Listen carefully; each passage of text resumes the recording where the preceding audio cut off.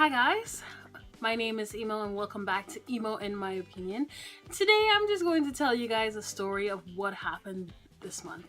This is May, and as most of us who rent a place or own a place, we either have rent, we have mortgage. For me here in South Korea, I am renting a 2-bedroom apartment in Seoul, and I am living with a roommate. So at the first of each month, as usual, most people pay rent, and so do we.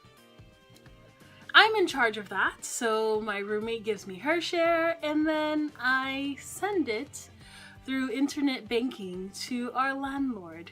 But this month, I made a huge mistake. Like, really huge mistake. I sent our rent of X amount, which is not cheap, to the wrong person. The wrong person. Yes, I did that. In my mind, all is well. I sent the money, we've paid rent to our landlord, only for it to be the wrong person. Now, mind you, this whole time, this is the end of May, so this just got resolved. My landlord didn't contact me at all to say, hey, where's your rent? That didn't happen. But the bank contacted me because the person who I sent this money to, our rent to, they got suspicious. Like, why am I receiving this huge amount of money from some foreigner? Thank God for honest people. Thank God for honest people. Yes. So she contacted her bank and like, why am I receiving this money? The bank contacted me, and mind you, this message that I received, first they called me, but I missed the call. Then they sent a text message, but the text message is all in Korean. So I'm trying my best with my limited Korean to understand what's going on, using translation services, and they're saying there's a discrepancy. I sent X amount of money to this person, but this person is saying that there's something wrong. In my mind, I'm like, what could be wrong? I sent the right amount. I sent it to the bank on time, nothing's wrong. So I call the bank. The bank says, do you know this person? I said, yes, I know this person. And what is this money for? I said, it's for rent. They said, huh, okay. Well, we're gonna contact this person again and verify. So they contact. Things are not solved. So just this week, let's say on Friday. Friday is what, the 25th, I believe, or 25th, 26th, one of those days. May, the last Friday of May, I get another call.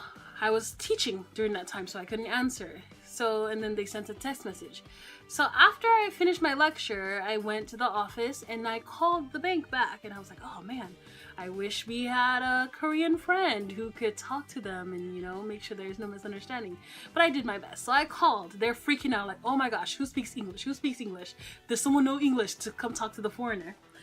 So I started speaking Korean, my limited Korean, and then everything calmed down. So they started explaining what's going on. They said, okay, you sent X amount to this person. This person says they don't know you. So they are not sure why you sent this money. And I'm like, okay, but this is my landlord. And this money is for rent. And they said, huh, okay. So what's your address? I tell them my address, XXX. In Seoul, Korea. And they said, okay, hold on, let's talk to the other person. They talked to the other person. They said, nope, that is not my building. I'm not renting that building out. And I start to think. I said, hold on a second. And I look at the name of who I sent it to. Guess who I sent the money to? My landlord from 2 years ago, when I used to live in a different area of Seoul. It was my fault. This was my mistake, a huge mistake. So I'm like, oh my gosh, what do I do? Oh my gosh, oh my gosh. What if she didn't call the bank and just said, hey, I just got some money, hey? What if she didn't? That would have been a lot of money that went bye-bye that I wouldn't have been able to get back. And then I would have to pay double rent, and probably cover my roommate's share because I made this mistake. So I'm like, oh my gosh, I just realized my mistake. I sent the money to the wrong person. How can we fix this? So we're talking, we're figuring this out. They're like, okay, so this person that you sent the money to, like, what is the address for this place? Let's make sure that it's you know, a valid mistake. So I gave them the address for my old place, and they're like, oh, okay, all right, so we're gonna fix this. So okay, tomorrow she will send the money back to you, and all will be well.